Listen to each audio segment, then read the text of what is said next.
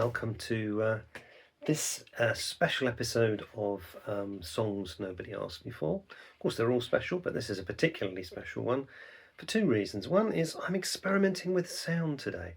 I have this microphone here, just trying to see whether I can get a better sound from microphone just for my vocals. It's not been terrible, but it would be nice to have a little bit more control over the sound. And secondly, because I have another guest today. This is an intro to that. I met with a guy called Shaun, lovely guy. He's in a band called Horce Divorce, and I won't share how I met him, but they're sort of based around Tavistock, but they go around the region like we do, and sometimes we cross paths. We were in the same Battle of the Bands competition that I was talking about just the other day. It's a really nice guy and some really interesting ideas, interesting stories about sort of childhood, how he got into music, how he sees music. Talked about music as being magic, and it was really sort of it was nice, really warmed me. And his visions for where he'd like to go with his music. I mean, he's quite young, he's in his 20s, and it was just lovely to, just hear him think about how he would like to sort of, I think, empower more people, really, and just sort of really sort of take more control over what he's doing and what people would like to do in terms of their originality and creativity, really. And that's going to be something I'm going to love. So really looking forward to you sort of watching the interview. Really sound guy, and do give us some feedback if you can. I'm 4 episodes in on the actual podcast coming out, and so it's early days. I've got sort of a nice trickle of people watching or listening, and I'm loving that. But some feedback, some positive feedback, some likes, more followings. That's what I need. Really would be really good at that stage. By now, of course, I may well be inundated. I don't know. It's about the 22nd of August, and we've got this kind of slightly autumnal weather of really nice sunny days, but really cold evenings, and it's nice. I like this time of year. But really good interview. Watch it. Hope you enjoy it, and I'll catch you on the other side. Take care.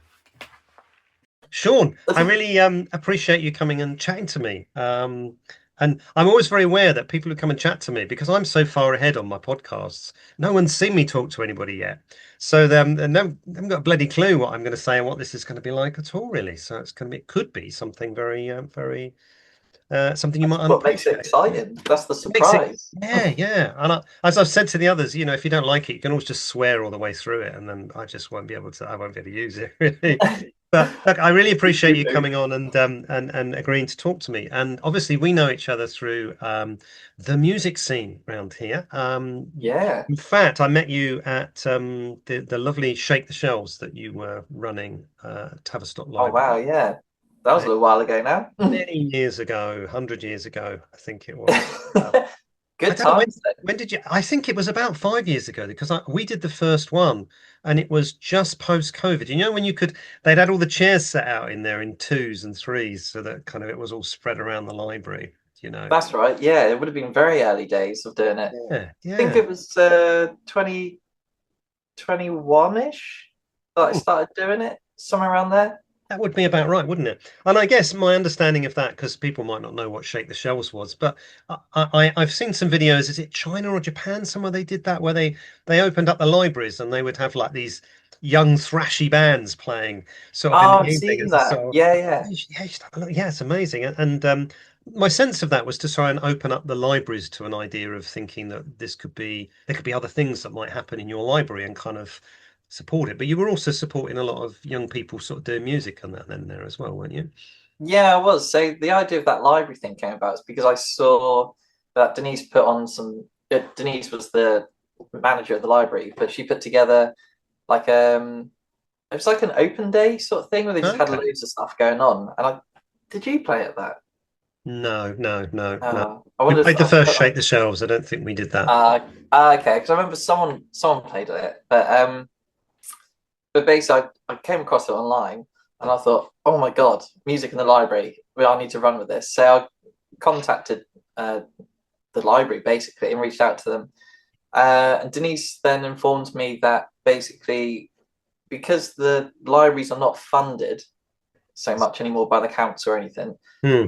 beforehand when they were, the council also then had quite a lot of control of what they can do in there, Right. but because they didn't really fund it anymore, so that means they don't have a say. So that's why we're able to put on events in there like we were. So the what we decided to do is to create opportunities for young people or people of all ages, someone to showcase their music, whether you're originals, whether you're covers, whether you class yourself as rubbish or you class yourself as the best thing since sliced bread or whatever you want to be. Right. It's I didn't care if you're an alien or where you're from or anything. Just come, just come and play and just have a laugh, and that's what it was. But and it was just people would come in, bring their own booze, uh, bring their dinner. Some people used to come in with like a Chinese and stuff like that, and a bottle of wine and sit at a table. And because of the COVID thing, I knew it wouldn't be very successful in terms of having people there. So what I did was I made it live streamed, but then I thought, well, because it's live streamed, people are going to sit and watch us set up the next band. So I thought that's going to be a bit, flat. So that's when I thought I'd bring another PA system down there and get someone to host it, so that can occur like a continual entertainment between all the sections. So people at home got that entertainment. So that's why we set it up online as well, so people can watch it from home or be there at the same time. And yeah, it was just a great success. I did it for 2.5 years.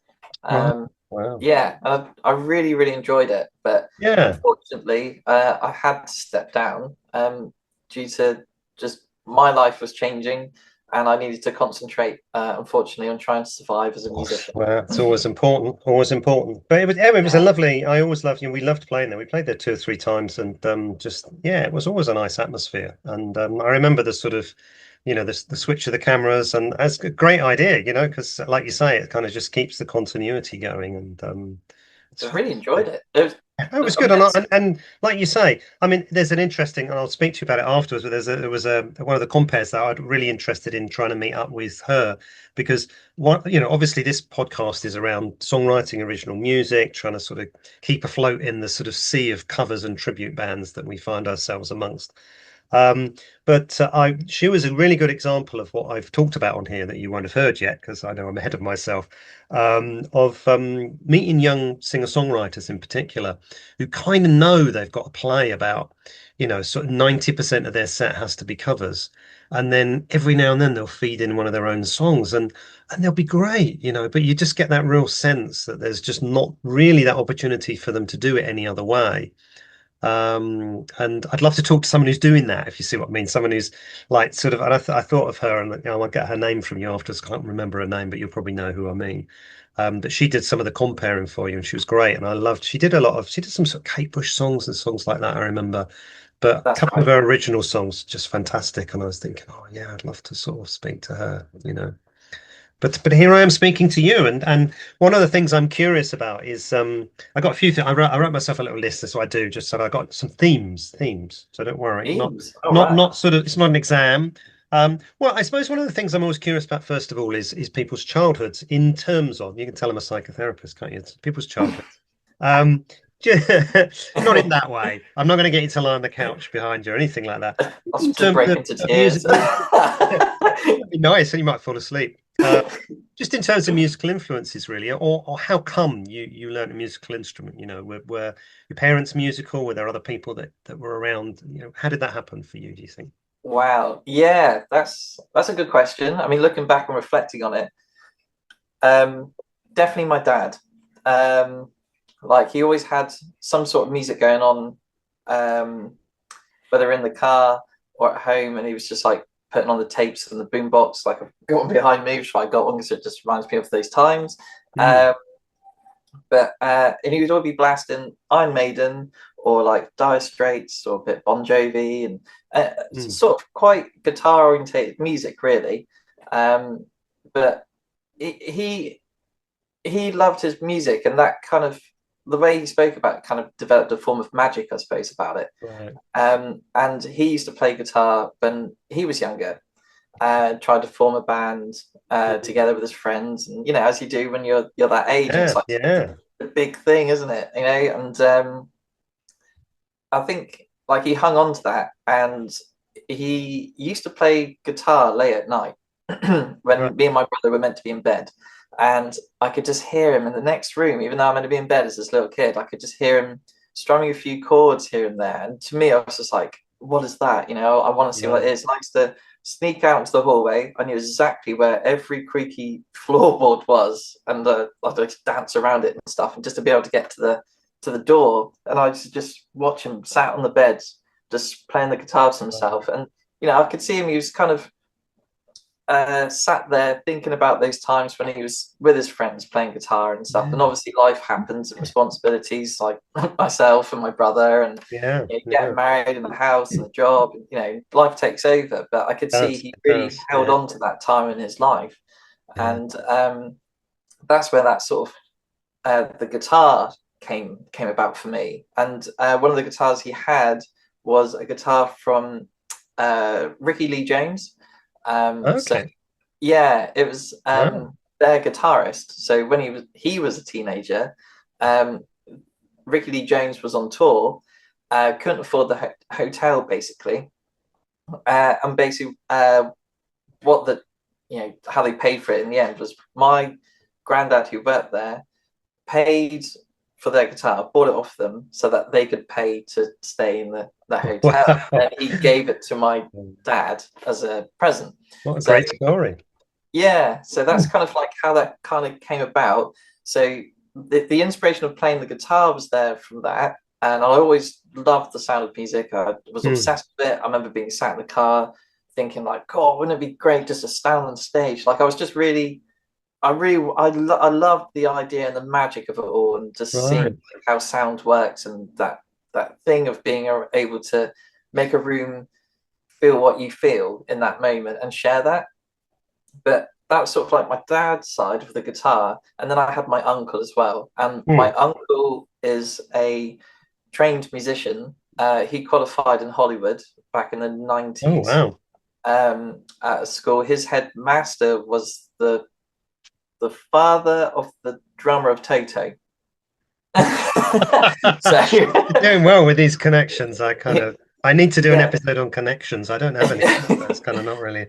So and but that headmaster at the time, he also wrote all the drum fills that you hear in like Tom and Jerry and Animaniacs and stuff like that when they're all running on the spot and things. Mm. And that was his final exam.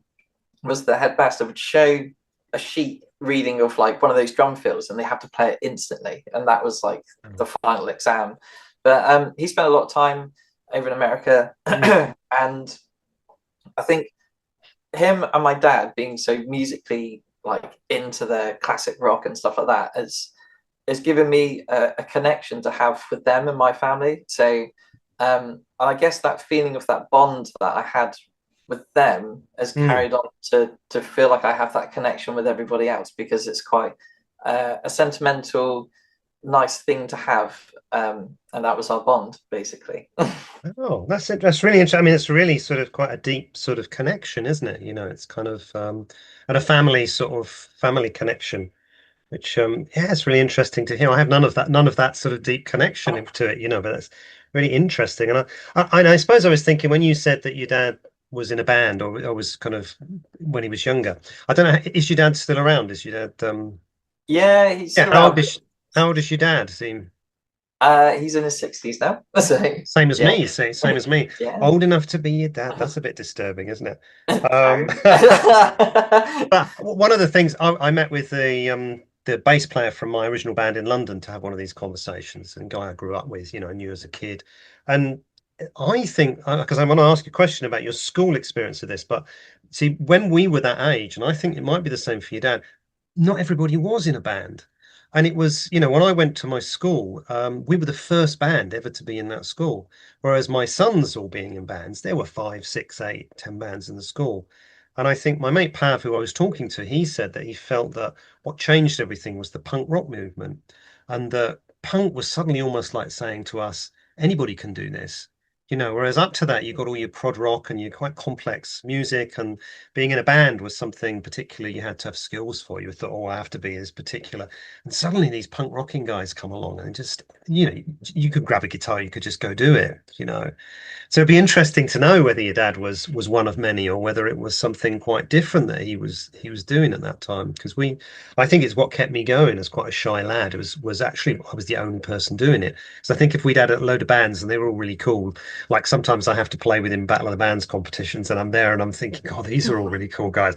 I would never have done it, you know. But what I mean, what was your school? Were you in a band at school? Was that and then again, were there a lot of bands? Was that something that was supported, I, or was it?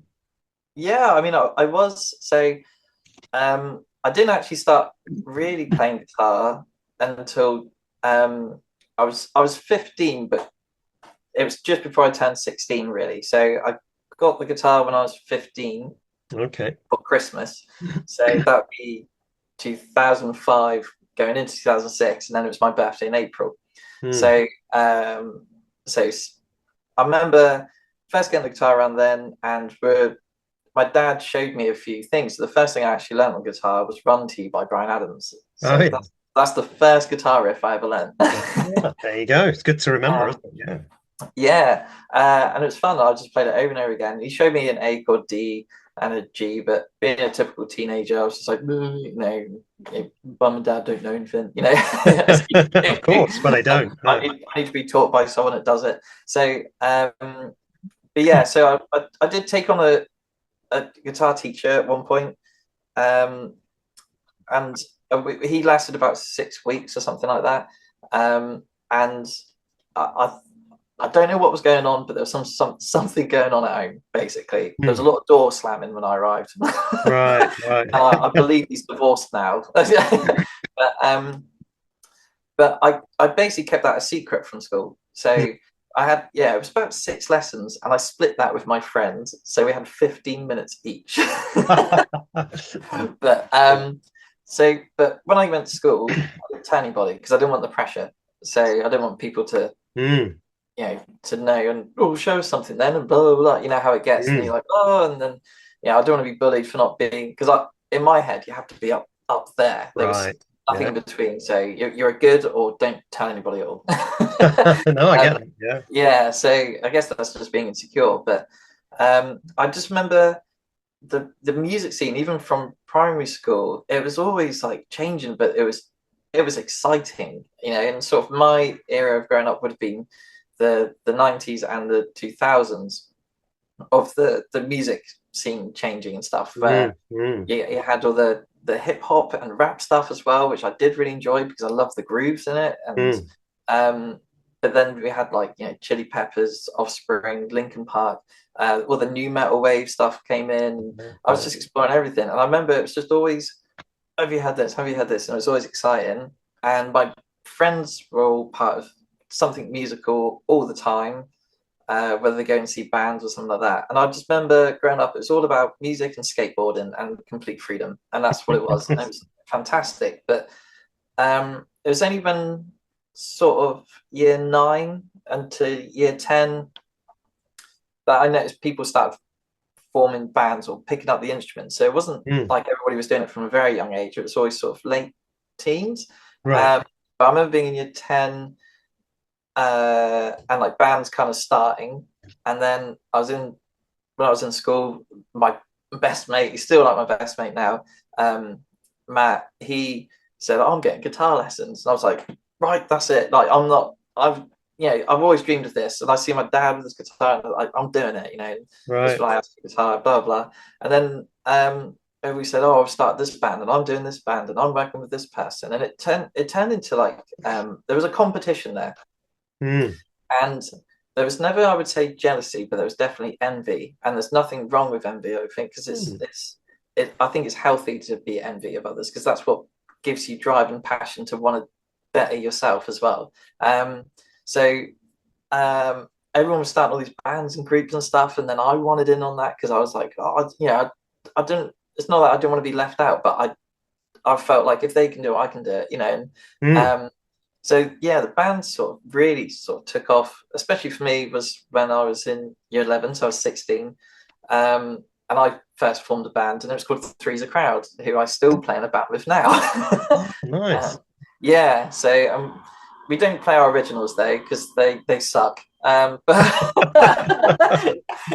But yeah, everyone was doing it, and there's quite a few groups of people doing it, but there's always been dips and waves, and Mm, I've noticed mm, that even as a guitar teacher that suddenly young people don't want to be in bands, and then suddenly mm, they want to be in bands and stuff. But in terms of my experience, that it was a very magical time. I just remember it being magical, and that was it. There was mm. always something to be excited about all the time. But Right. yeah, and that's kind of how it felt for me. I just remember music, like my connection with my dad and my uncle was also there with my friends, and Right. we had our own, what I would call, as we saw it, as a family, um, and we always saw each other as family. But our music is what, and our interests, and skateboarding was Mm. kept us locked together, and um, it was fantastic. You know. It sounds really nice, and I really get that sort of, you've used that word magic quite a few times, and that's sort of kind of, and the sense that you've moved into sort of being a guitar teacher as well, and kind of that it's still sitting around there for you, and that's fantastic, really. It's really good. It's Yeah, very, very different experience. I mean, mine's much more of an isolated sort of, I think, way of expressing myself. Often when I was younger, sort of finding ways to sort of vent frustrations and feelings, and angry young man in his bedroom playing guitar for hours and hours, more than that sort of social connection. Yours sounds a much more pleasant experience, but they're both yeah. interesting. Yeah, they're interesting in a way. And There's and still, and sorry, go on. oh, sorry. Let's say you still get your. There is still struggles within it. Of course, yeah. Is if in, like, you get people on the other side of the year group who bully you for being having a taste of music and things like that, and then other bands being like, "Oh, I'm better than you," and well. But Yeah, as I yeah. say, for me, I think why I remember it being good is because I took the positives of everything that was happening, Hmm. or if something was bad was happening, I was like, well, how can I flip that? You know, Nice. if Yeah. this band is better than me and they like bullying me about it, how can I flip that? And Right. I would go, well, I'm going to be a good guitarist then. It's just, Yeah. but um, it wasn't jealousy. It was kind of like an envy, but it was healthy competition. And Yes. I feel actually, in some ways, it's quite good to have.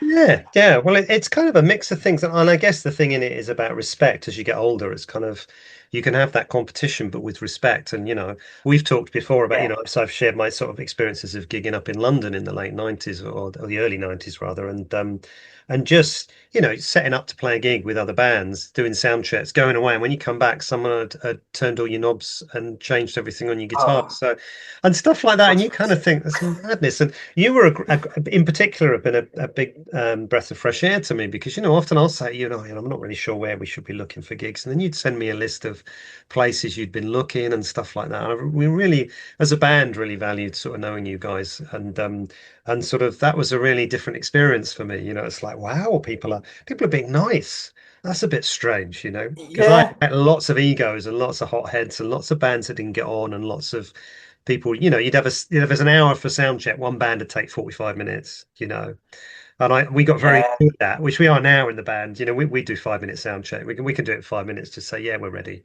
But you'd get all these people really.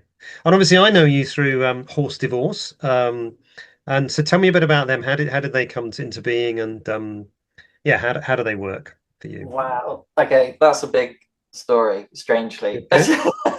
um, but I will sum it up. So, um, from when I was younger, after like being with Freezer Crowd, um, I always wanted to write music, always, always, always. But I was too scared to do it, which is why I used humor, Hmm. because humor is, I guess, it's been given as a form of gift around me to I've been taught that to find my ways out of negative situations. But I was saying earlier, like, I've made a positive out of a negative all the time, because Hmm. life does consume you and it does destroy you. Hmm. Um, but you've got to take that positive out of it, and say, oh well, sometimes. And I know that sounds like very, off the shoulder sort of attitude, but if you don't, you sink. And so I've grown up in that humor, and to be honest with you, like my childhood it was complicated. We didn't have a lot of money. We did have, you know, people knocking at the door for money and things like that. But we somehow, in that negative world, I remember it being fun because I've made fun. You could put me in a room with someone for like 2 days, and somehow we would find it funny. We would and we'll look back. It wasn't that hilarious. I mean, it was a nightmare, but it was hilarious. Yeah. So I've always used that, and when we did our first Three's a Crowd album, which I'll never release, it was very, very funny, but to us, and that's what we want to do, is share humor. So moving past that, Three's a Crowd ended up doing a lot of charity gigs as well, to raise money for the youth cafe, because I was a teacher down there. But then I played in a group for a short period of time called Full Flavor Function, which we got the name off the back of some coffee, of a coffee jar. Yeah, it's like something so many heaps for Full Flavor Function or others. So we did originals. We couldn't find a singer, and I managed to get a gig in Tavi supporting the Rock and Roll Outlaws, and I must have been 19. But I played, and we had a negative experience of a few people not liking what we were doing, and said, like, they didn't want to watch us. We were here to see the Outlaws, blah blah blah. And it really crippled my confidence massively, because I thought, I'll never be as good as the people I idolize in my guitar playing. And it did. It really crippled our confidence with the band. I thought, I'll just stick to doing covers then, because it's safe. So that was like quite a crippling experience for me. But I watch that footage back now, and I think I'm damn proud of myself for what I did in that moment, because I think actually it does kick ass. Seeing someone that young do that. Life moved forward, blah blah blah, and then I had to be in a punk band. You had to be, yeah. I had to be. So I got asked to be in a punk covers band called The Flies. So we did that, and we played for a summer solstice event, and we sucked. Realistically, we did. We did. But you can do that as a punk band. You can suck. Yeah, we sucked. But when people heard I was going to perform after not performing for a long time because of my confidence being knocked, too much focus happened on me, and I hated it, because I was like, oh my god, I've got to live up to expectations. But chucking the story forwards, we did the gig, and oh my god, it was bad. It was so bad. Like, I played through an acoustic guitar amp. I played a heavy metal Dean metal guitar, and then I used a compressed digital distortion pedal that sounded like just hissy farts, and it sucked. I got the songs wrong. I just completely messed that up. But it was actually awesome at the same time, because there was no practice. It was so ratty. It was just like it. The other guitarist tuned his guitar, but a semitone down. And I said, "Are you sure you're in key?" And he went, "Yeah." Then we went through it, and I was like, "Oh my god!" It was horrible, and there's so many people watching. And I remember thinking, "That's it. I am done with this while performing." And I'm in this for an hour now, so I'm just going to give them the best, worst show they'll ever have. And came off stage. And we played like Gary Gilmore's Eyes, and songs like by 999, and all these sort of old school underground sort of bands. I guess they're underground, I'm not sure, but absolutely sucked. Came off stage, and everybody went, "That was the best thing I've ever seen." And I was like, "What?" Wow. So I thought, if I could play that bad and get away with it, you can do anything. Then it must be fine. So that show completely flipped my confidence again. Yeah. in a good way, because I thought I need to stop putting too much pressure on myself and go out and suck, and it's fine. So shifting forwards a few years from there, slowly developing the confidence after being in various other bands because of work and money. Ended up joining the Rocker Outlaws in the end, and like my life started shifting, and then I was teaching more and becoming self-employed. So it's like I was finding any ways to do what I could, and did a guitar tech course. And I like do guitar repairs, anything with guitars. I was doing it, Mm. and then eventually I was like, right, I'm going to start my own band now. So we started writing some grunge songs, grungy rock. Could add some funk and blues to it. It was just an element of like all the bands I loved and just kind of bashing into one. Tried to find a singer, and this went on for years. Wrote loads of songs, but they all were instrumental, just like Full Flavor Function was. Mm. Uh, Went through a few people and things like that, and we just realized it's just not working for us. So there was one day where we basically had given up one afternoon, and I was like, we've been jamming every weekend for years. What's the bloody point? Basically, that's what came out. And I remember I had about half an hour or so left because I had to go somewhere. And Toby, who's the singer of the band of Divorce now, Mm. never sang. He never sang. So we're all just jamming, and I said to the guys, "Why don't we just write a load of rubbish songs? Just sod it, try not to swear right now." But yeah, like we were depressed, and I I used I wanted to flip it because that's the humor. Again, it comes back to humor, Mm. and that maybe that's what it is for me and who I am. It's humor is my coping mechanism, and so we wrote 8 songs in half an hour, and Toby sang, Mm. and those songs are some of the songs we still now perform Oh, today. yeah. In fact, all of them are, except for one of them, which was called "Just Score a Goal," but we never developed that one. So we wrote 8 songs in half an hour. We laughed our heads off. It's exactly what we needed. I went home. One of the other band members, Fred, he designed a logo for the band, and out of like the joke of some of the songs, and I was like, oh my god, that actually looks cool. We have to do this. But the band then was called Drugs for Horses. Okay, fair enough. So yeah, it was called Drugs for Horses, because we're sort of singing about childhood experiences. Not that it was drug related, but being around that environment, if you know what I mean, down at the skate park and seeing Yeah, things, of course.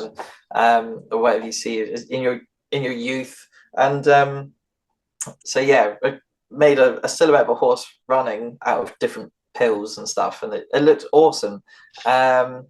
So we were called Drugs for Horses for a while. Then the band folded because of we just weren't compatible at the time in terms of commitments and things. So just folded it before everybody falls out. And then we did nothing for ages. That was back in 2017. So it's quite a while ago. We wrote these songs. Yeah. And then I went off, did various other projects, and blah, blah, blah, life happens. And then towards the end of 2019, basically after doing all these projects, I realized I missed it. And that is what I'm meant to be doing. I'm meant to be doing this genre. This suits me down to a T. I finally, when I perform, I feel like I'm giving everybody a version of who I am, rather than like I'm giving you a version of these songs that I've been inspired by all these artists. I Yeah. finally found, even though it's like a punk formula and stuff, and it's not like it's not a genre that's never been done before or anything like that.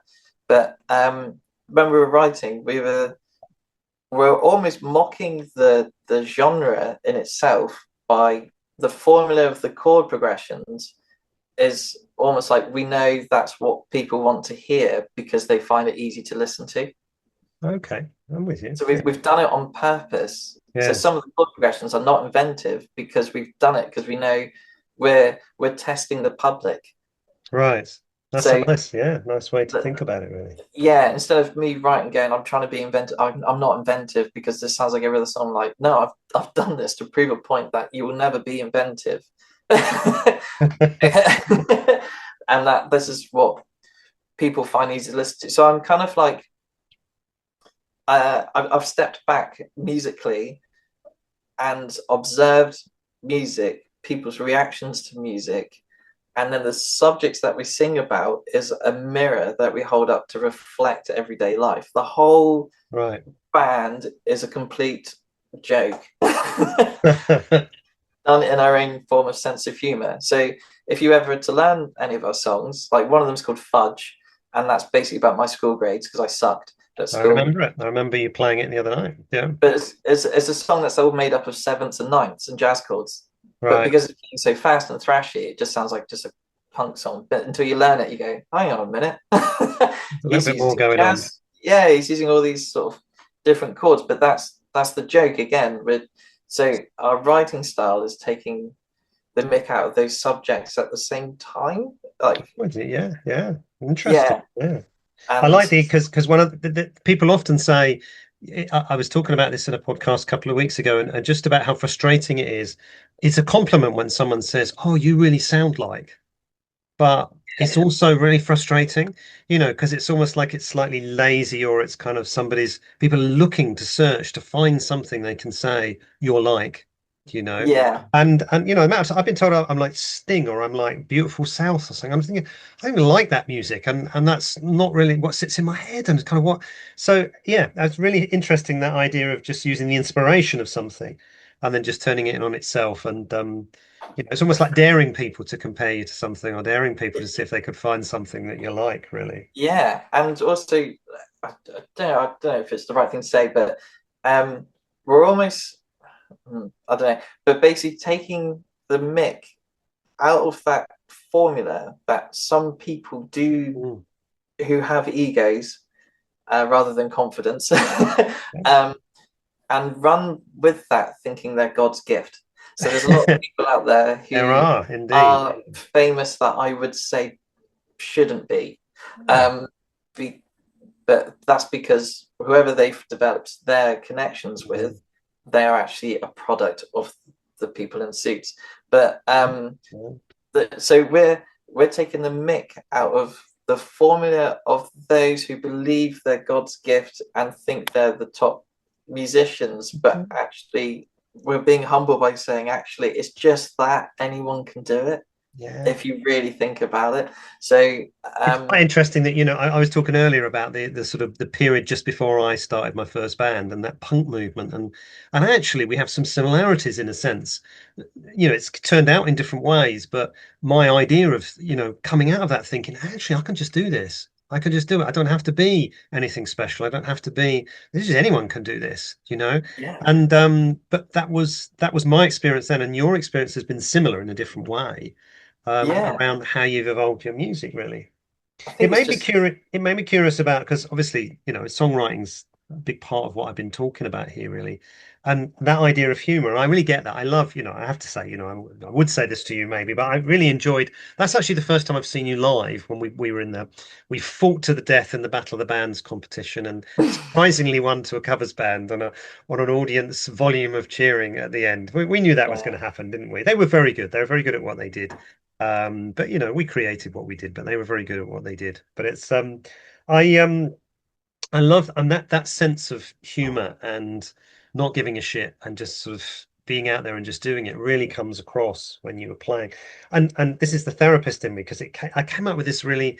I was really curious to see whether you had any thought, because I wouldn't have at your age, of where you might head in the future, and whether that's what you'd always want to do or whether that might evolve in terms of songwriting over time.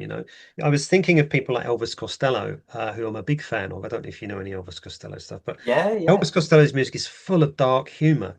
If you really sort of look for it, and it's biting and it's cutting and it's bitter and it's, some of his songs, they're heartbreaking, but I've always been influenced by the way he constructs his lyrics and the cleverness within it. And I wondered if, it won't be a conscious thing for you at the moment because you're just out there enjoying what you're doing. But as we're thinking about it, I wonder where you might head with that as you get older, really, I suppose, because yes, life does get in the way, but I found a way by becoming a sort of singer-songwriter rather than being in a band for a while to keep doing a bit of music through the children so that I could then move into a space of where I am now, old man wishing I had a time machine to go back and do it all again, Yeah, But yeah, so I suppose, yeah, I lost my question there. But I was curious about whether you'd had any thoughts about where that might evolve for you over time. I think for me, how I see it is, I believe there needs to be a shift. Um, because just like how I grew up with understanding connection, Mm, making friends, which friends become family, which is very important, and we need that. yeah. So why I did what I did at, say, Shake the Shelves is because there needs to be safety and security um, for musicians.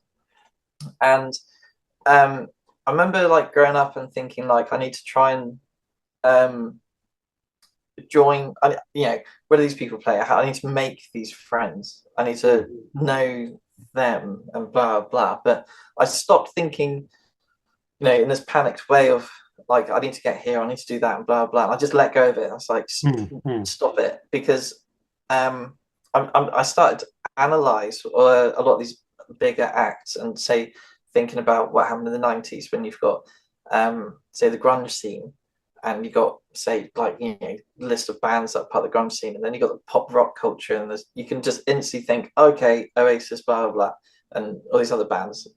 But what they've done, all of those bands know each other. So instead of trying to be too scared and all this sort of stuff, I thought the best thing you can do is create a scene. Don't be part of one. Create one. Be you, and just create a scene, and other people will come to that. You really do get back what you give out, and I'm a firm believer in it, and I've seen it, in my Mm. own life experiences. So what I think, for me in the future of Horse Divorce, is to create a family, and that that's not just about supporting like other bands and stuff like that. It's supporting just the venues, and the other thing is as well is my friends within the band. So like we have a friend that came up with our logo. We've got a friend that helps us with our videography, who did lose his love for it, but is now loving it again because we're creating opportunities. We got a friend who was the drummer of Drugs for Horses, but now he's the sound engineer for Horse Divorce when we changed our name, and but he's still part of that family. Mm. So Mm. now I think he loves doing his live sound more, but because of that, we're giving him opportunity he necessarily may not have run out and got. So we're creating opportunities for all our friends to fall back in love with the things that they truly loved growing up, and it's that, and we're creating that for everybody around, including the artwork of people who design our t-shirts. Like we ask our friends to, Mm. we want them to feel like they can be free with their own work and actually fall in love back with their hobbies again. So it's my future of Horse Divorce is I don't care about being rich and famous. I literally, it doesn't Lucky.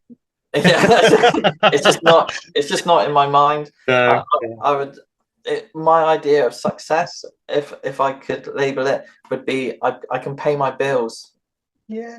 Yeah. That'd be it. That'd be fantastic. That to me is making it. I don't care about being rich. Absolutely. Yeah. It's Yeah. if I could just pay my bills, or even if it does pay half my bills and I continue doing my guitar teaching, because I love that as well. But that'd be fantastic. But that I can help look after the people around me at the same time, and that is creating a scene It's for fantastic. Yeah. for everybody and other musicians who do struggle. And it's just having the confidence to say, basically, sod you to the Mm. people who just want to hear another cover of Summer of '69, and like just allow a space to be yourselves, because there are people that do want to see that but don't come out to watch pub bands because they don't want to see it. They Yeah. don't want to see another cover band. No, you're So we right. need to keep playing to pull those people out. Right on. Right That's on. what it is. Got to be the Pied Piper. I think you're right. I was kind of thinking and reflect, really, it's, yeah, the motivation behind all this stuff. My journey in this podcast has been to realize more about how much I enjoy it rather than when I started the podcast. In a real sense of I'm so frustrated with this, and it's been a really cathartic process for me. I've been really, as I say, only fourth episode's coming out tomorrow. That's the sort of date time this, but you're going to be about episode 22. I've got loads of these racked because Wow. I've been and just getting into it. And I need to slow down a bit because I get a bit non-contemporaneous, if that makes sense. So you kind of have to sort of let it catch up a bit. But I think one of the things I've learned about it really is, the one that's coming out tomorrow actually is around promoting yourself and how badly I've done it really. But one of the things I said in it when I was looking back on it is that I've been really blessed to I've been in three big bands in my life, and they've all been lovely people.